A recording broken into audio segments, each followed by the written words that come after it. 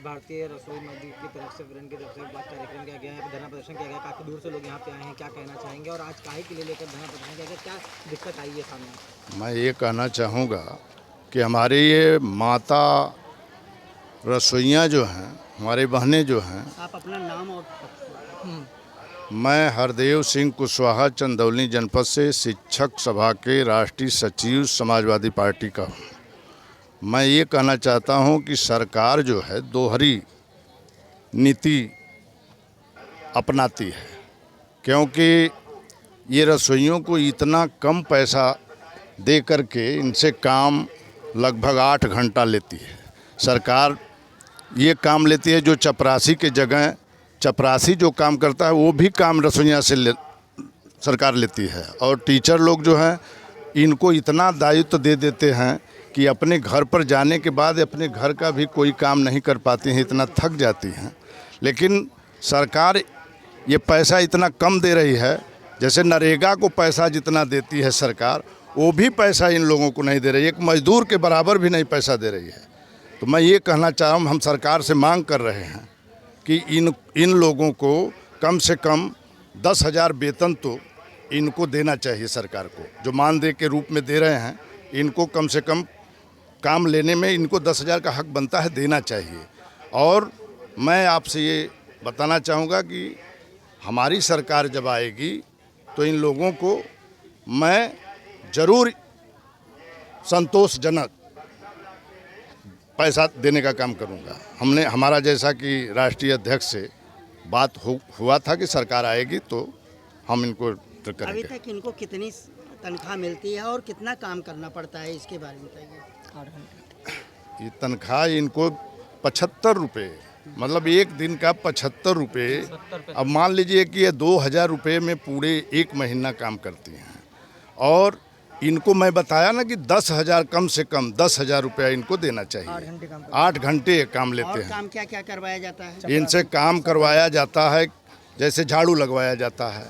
झाड़ू लगवाने के बाद पहले टीचर लोग को जो है वो नाश्ता उसमें से बना करके ये भी काम ये लोग लेते हैं, तो ये नहीं लेना चाहिए इनको। इन रसोई का काम इतना केवल है कि ये बच्चे जैसे अपने घर के बच्चों को पालते हैं, उस तरीके से जितने बच्चे हमारे आते हैं कॉलेज में, उसमें सबको जो है खाना बना करके अच्छे ढंग से खिलाती हैं, पिलाती हैं, मांजती हैं, धोती हैं, संहार करके इनको घर छोड़ देना चाहिए था।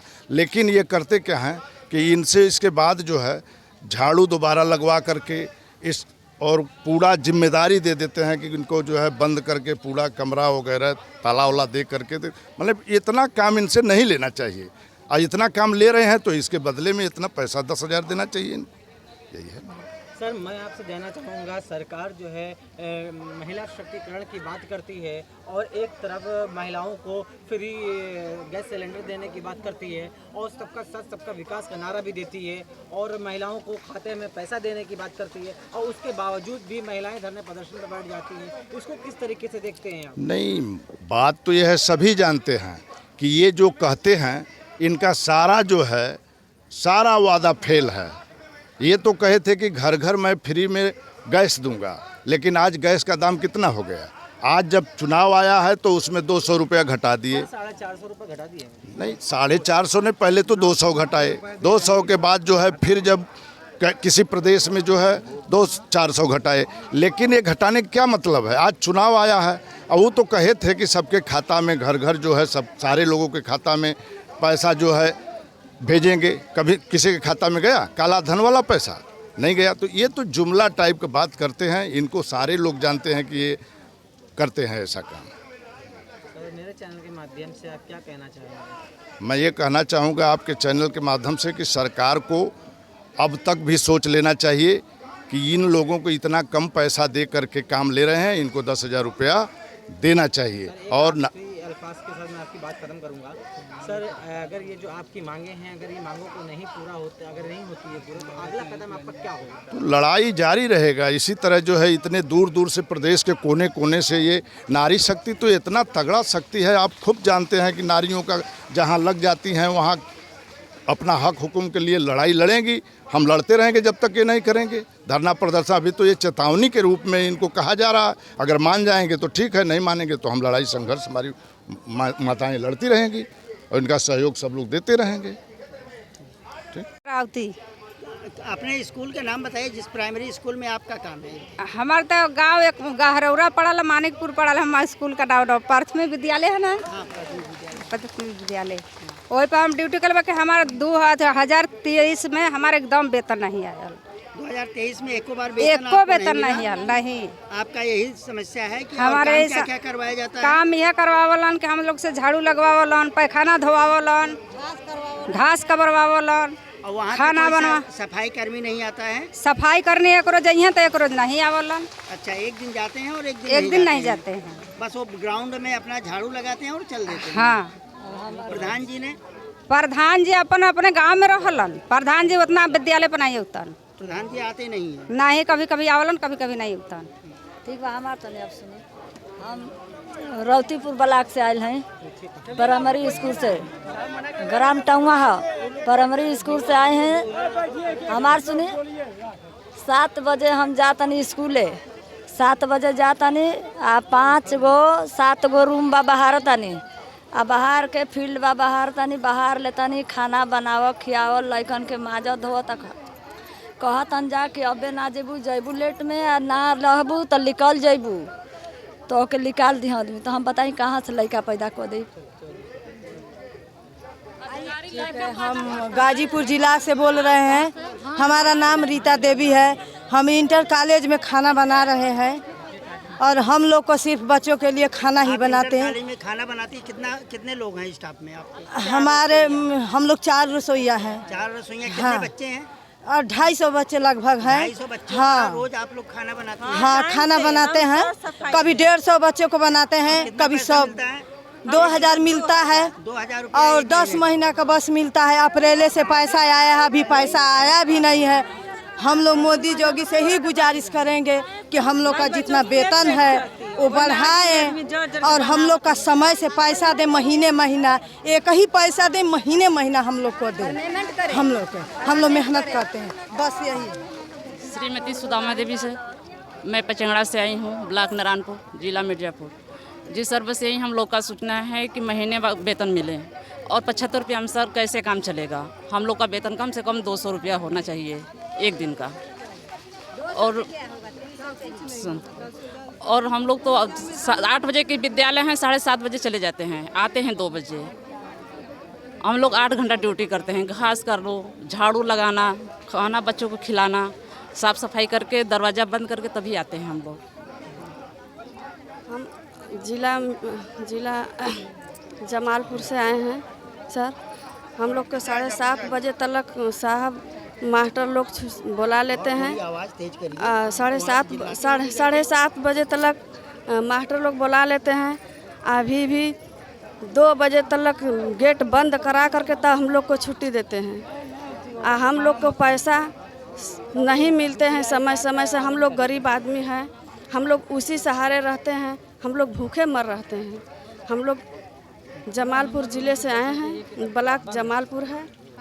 अकबरपुर विद्यालय, पूर्व माध्यमिक विद्यालय अकबरपुर है स्कूल से।